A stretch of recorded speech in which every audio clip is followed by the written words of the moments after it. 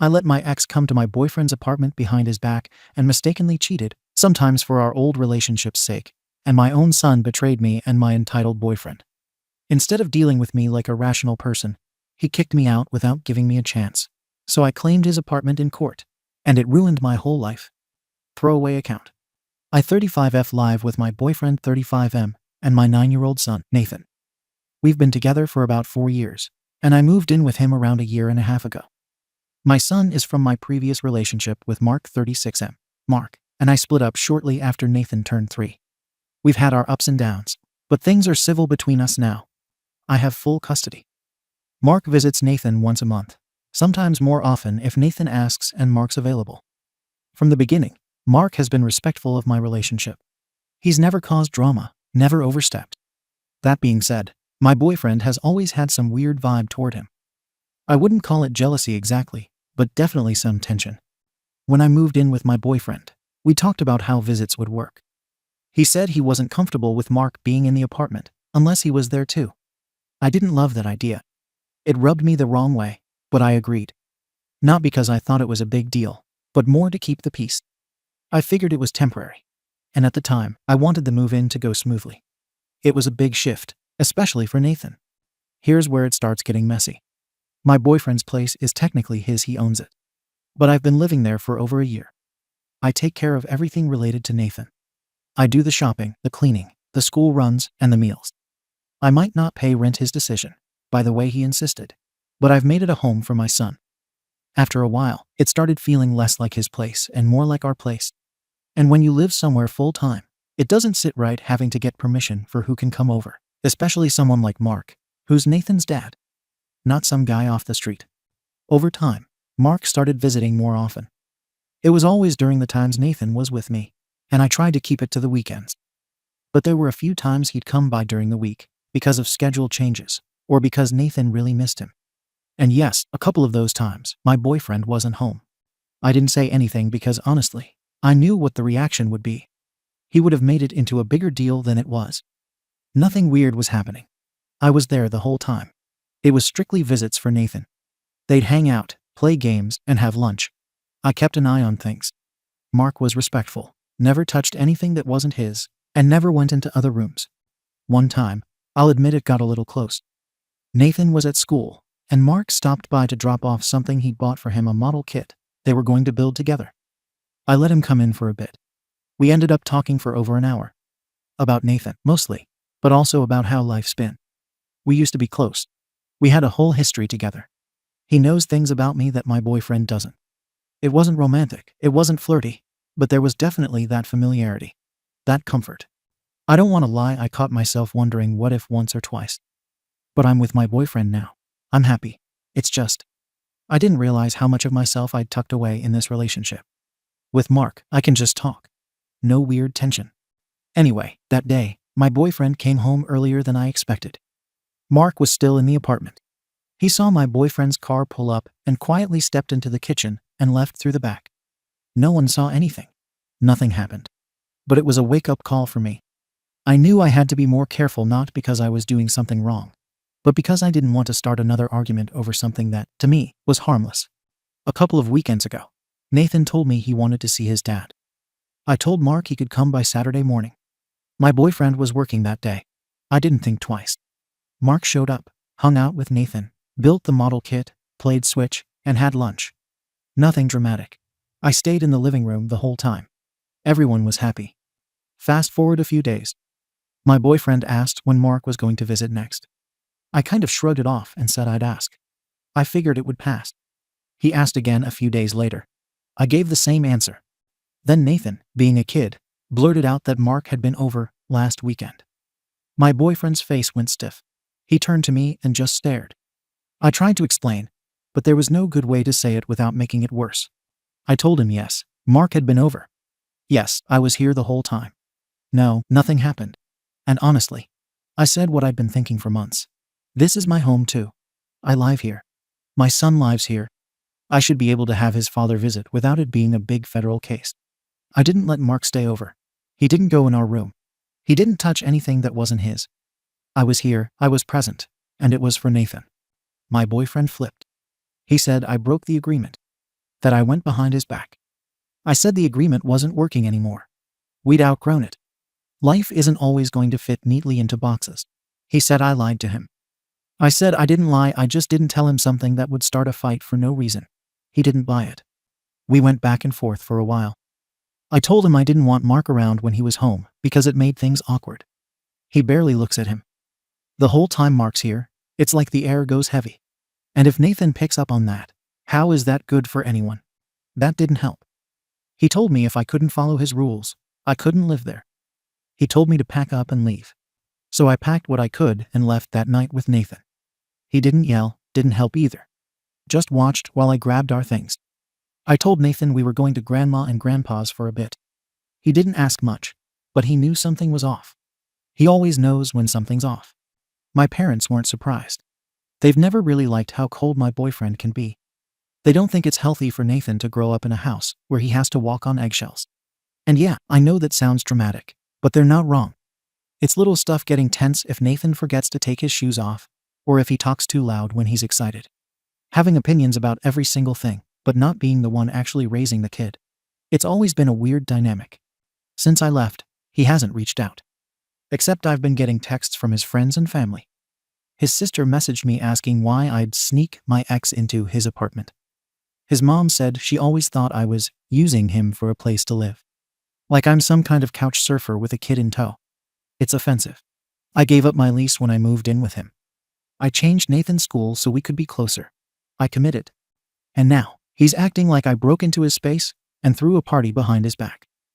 It was a supervised visit with Nathan's father. No shouting, no drama, no threats. Just a kid seeing his dad and a mom keeping an eye on things. He's acting like I'm some shady liar. That's not what happened.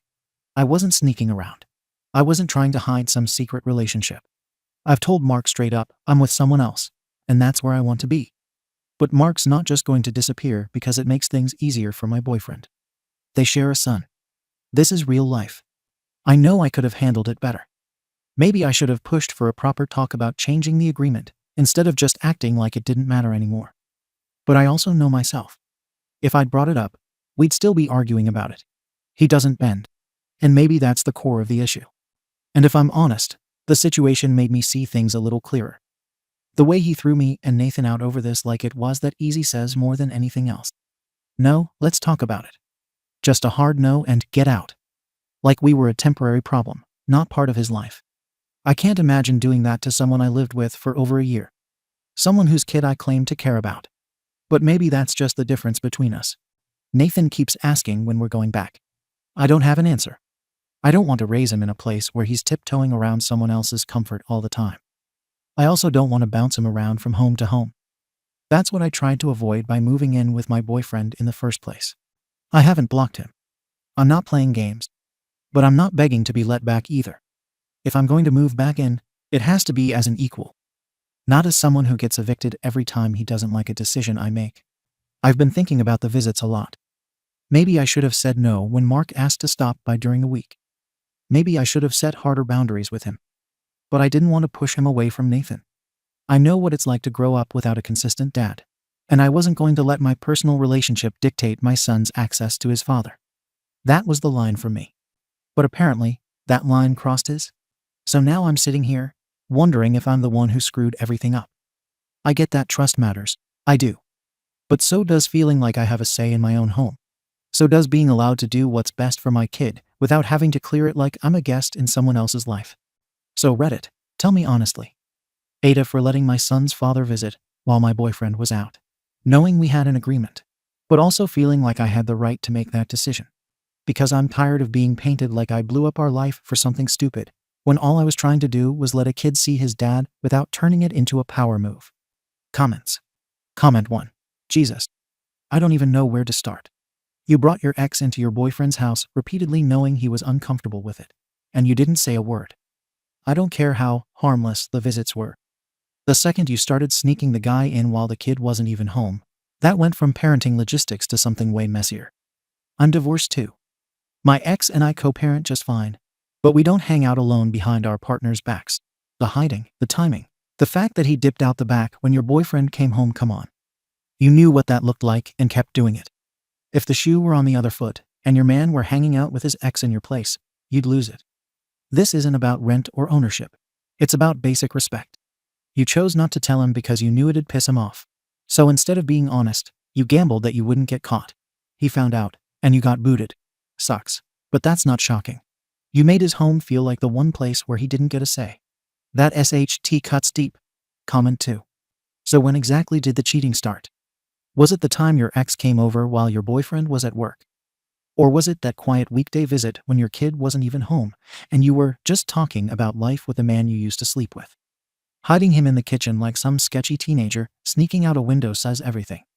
You're trying to paint this like it's about parenting and logistics, but it sounds like you're chasing comfort where you shouldn't. If your ex has a girlfriend, she deserves to know he's spending time alone with you in your shared apartment. And your boyfriend, he did the only thing that made sense, told you to leave. The second you started letting another man come over behind his back, the relationship was already gone. Your son deserved better than being dragged between adults who lie to each other. Don't expect sympathy when your whole defense boils down to, I didn't think it was a big deal. It was a big deal the second you stopped being honest. And seriously, what the hell are your parents smoking, backing you up after this? Did you even tell them the full version? Comment 3. I don't agree with everything you did, but I get why you did it. When someone owns the place, they always have the upper hand, whether they admit it or not. It's subtle, but it wears on you. His space, his rules, his terms. So you made a call for your son. And yeah, maybe you should have had the guts to bring it up instead of dodging it. But the real red flag to me is him tossing both you and Nathan out like it's nothing. Nathan isn't just your kid, he lived there too. How do you throw out a kid because you're pissed at his mom? That tells me everything about how he saw you guys. I don't think this relationship had much space for you to breathe in the first place. Should you have been more transparent? Yes. But him cutting you off that fast, that speaks louder than anything else in this story. Comment 4. You say you love your current boyfriend, but none of your actions reflect that. Love doesn't look like hosting your ex in the house behind your partner's back. This went from co-parenting to something entirely different once you were hiding visits and lying by omission. That weekday visit when your ex hung around while your kid wasn't home. No version of that screams innocent. You didn't think twice about how that would feel to the person you're supposed to be building a future with. You talk about fairness, but where was his fairness? You made choices in a home he pays for without telling him not once, but repeatedly. Don't act surprised when he finally snapped. And your parents siding with you makes me wonder how much of the truth they even know. If you told them, he kicked me out over a visit, yeah, they'll back you. But I doubt you mentioned the sneak-arounds and the part where your ex was slipping out the back door. If they knew, and they still took your side, that says a lot about where you learned to twist reality. Your kid needs parents who don't treat loyalty like an optional suggestion. Update. I didn't expect to be back here, but everything has unraveled. 2 weeks after I left with my son, Jason reached out. It wasn't a big apology, more of a cold, let's talk. He said if we were going to figure anything out, it had to be face to face. I missed our place. Nathan missed his room, so I agreed. We met in a park, neutral ground. Jason said he wanted to try again, but there would be conditions. No more visits from Mark unless Jason was home and present the entire time. No more gray areas. I agreed immediately. I was tired of the chaos and just wanted things back to normal. I didn't think twice. He gave us a day and time to move back in. I brought Nathan, we unpacked. For a while, it was almost peaceful. He was colder than before, more distant, but not hostile. Nathan was happy to have his space again. Jason and I barely touched, but I chalked it up to needing time. Mark texted me a few days later. He wanted to drop off a book. He and Nathan were reading together the next part of a series. I said no. Jason was at work. Mark pushed a little, said he'd just leave it at the door. I didn't want to fight, so I told him to come by while I was home and Nathan was busy. Jason wouldn't know. It would be quick. The visit turned into 40 minutes. We talked in the kitchen. It felt familiar again, the way we used to speak without stepping over landmines. He stood too close a few times. I stepped back. I told him to keep things light. He didn't listen. He said he missed me, not in a pushy way, and a mistake happened. Jason didn't say anything that night. Nothing at all. But something felt off. The next week, I caught Nathan looking at me strangely, like he was trying to figure something out. He stopped hugging me before bed, said less. I asked if anything was wrong, and he said, "Dad said you and real dad talk a lot when no one's around." He didn't say more. A day later, Jason came home early. He asked if I'd been honest about everything since I moved back in. I said yes. He asked again, slower. I knew he already knew. Then he told me everything. He'd installed cameras, hidden ones, after I left the first time. One in the kitchen, one near the hallway. Audio too. He showed me clips. Not just the book drop off. The entire conversation. Every word. Jason didn't stop there. He said he'd followed me on my errands. One of the days I said I was going to the store, he followed me to Mark's place. I went there to talk. Not because I wanted to rekindle anything, but because Mark kept calling, and I didn't want Jason to hear those voicemails. Mark was getting clingy. I needed to shut it down. Jason had photos. Me outside Mark's place, going in. Text screenshots he pulled from the shared tablet we used for parenting apps, ones I thought were deleted. He showed me one where Mark said, "It felt like the old days again," and I replied with, "Don't make this harder than it has to be." Then Jason said something I still can't shake. "I told your son." He told Nathan, in basic terms, that I'd broken my promise about seeing his dad behind Jason's back. That I'd lied to both of them. Jason swears he kept it surface level. He said I wasn't honest. Not that I was sleeping around. But Nathan figured it out. Kids always do. Nathan hasn't looked at me the same since. At first, I thought it was confusion. But now it's something closer to disappointment. He still talks to me, but flatly. Less warmth. He only hugs me if I ask. Jason told me to pack again. This time he didn't bother pretending we'd fix it. Then came the kicker. Mark's girlfriend found out. Jason sent her the recordings. She messaged me a few days later, furious. She said I was circling her relationship like a buzzard, and said I'd wrecked her trust in men. I never even knew she existed. Mark never mentioned her. I never tried anything with him, but it didn't matter. In her eyes, I'd been creeping around her partner behind everyone's back. She told me not to contact them again. Mark said I can use a parenting app. And now Jason's saying he's looking into legal options. Not against me directly, but against Mark. He claims Mark may have violated trespassing laws or contributed to what he's calling emotional interference. Jason also said he talked to a lawyer about me possibly violating tenancy laws by giving someone else access to the unit without his consent, especially since the cameras caught Mark inside more than once while Jason was away. Jason says I can fight it, but it'll come out anyway, all the footage, the visits, and the messages. I don't think he'll go through with it, but I don't know. I don't trust anything anymore. I'm back at my parents' house. They still believe in me, but I haven't told them everything. Not yet. I'm afraid to. I don't know how to explain that I let this get so out of hand. That I slept with Mark, and I let him say things he shouldn't. Let him stay too long. Let myself enjoy being listened to again without thinking of the cost. I keep trying to explain to myself that it wasn't cheating. That it was just a messy emotional line I didn't draw early enough.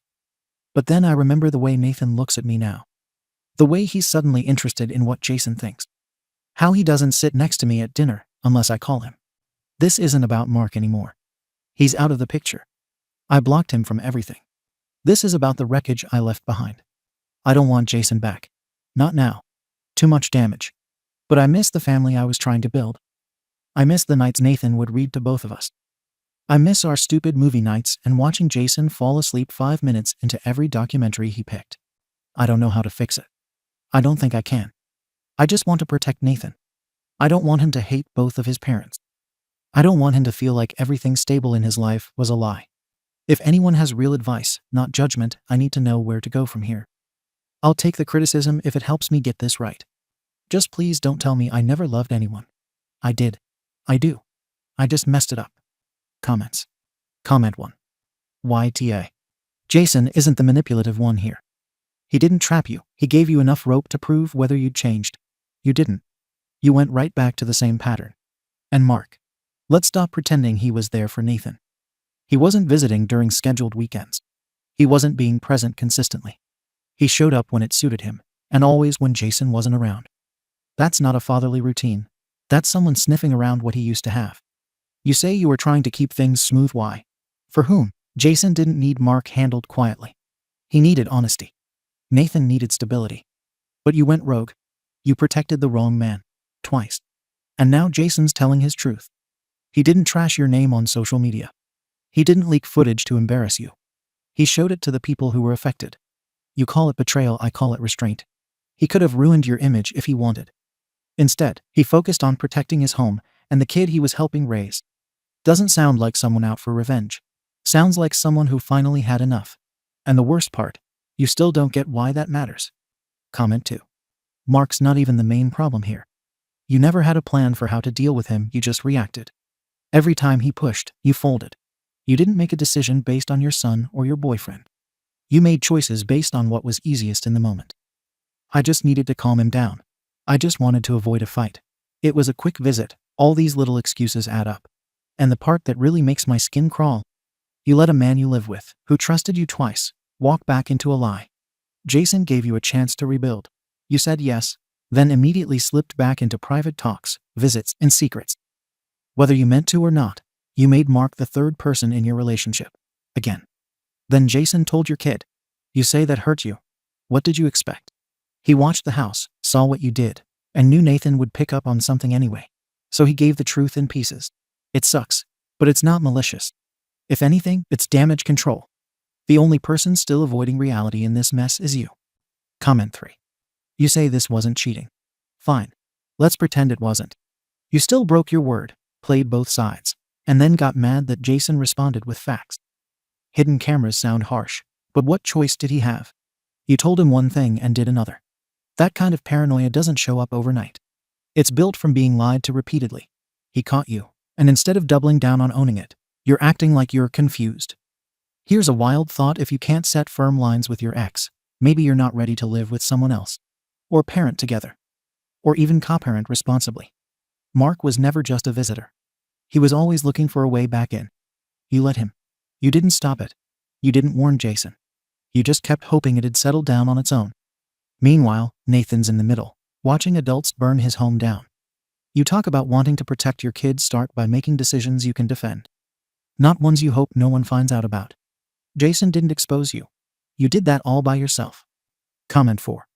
So you walked back into that apartment on a second chance, agreed to the terms, then broke them within 2 weeks.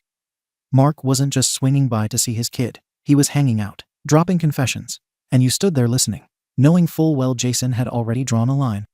No one held a gun to your head. You made the choice to re-engage. And the thing with Nathan, that's the worst part. He's a kid, sure, but he saw more than you thought. When Jason told him, he wasn't planting ideas, he was confirming what Nathan already suspected. That part sticks. Kids remember that kind of betrayal.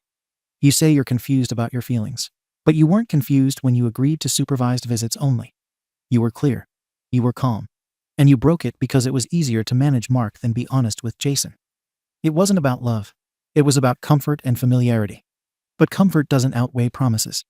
Jason didn't blow this up, you did. And now you've got a kid watching the adults in his life throw trust away like it's optional. He'll carry that longer than you think. YTA. Update. I didn't think I'd ever write something like this. But the situation didn't stop after I left Jason's apartment the second time. It actually got worse in ways I didn't see coming. And I don't know if I'm even thinking clearly anymore. After I moved back to my parents' place, Jason stayed quiet for a bit. Then I found out he never removed the cameras. I only learned because when I went back once with his written permission to collect some things I'd forgotten, he later referenced details from that visit that he couldn't have known otherwise. Where I stood. What I touched. The exact time I left. When I confronted him, he didn't deny it. He said he didn't trust situations around me anymore. That was his justification. Around that same time, Jason started messaging Mark man to man. I know this because Mark showed me the messages later. Jason said he wanted clarity and said everyone deserved to be on the same page. But the questions were invasive, leading. He asked Mark about feelings, about past arguments between Mark and me, and about whether Mark ever thought we'd get back together.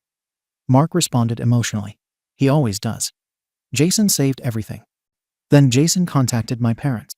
He emailed them a long message framing everything as concern. He included selective screenshots and summaries. Not everything, just enough to make me look unstable and reckless. My parents showed it to me crying, asking why they hadn't known the full story. That email permanently shifted how they looked at me. Jason also positioned himself publicly as the only adult who had ever put Nathan first. He never said I was a bad mother outright. He didn't have to.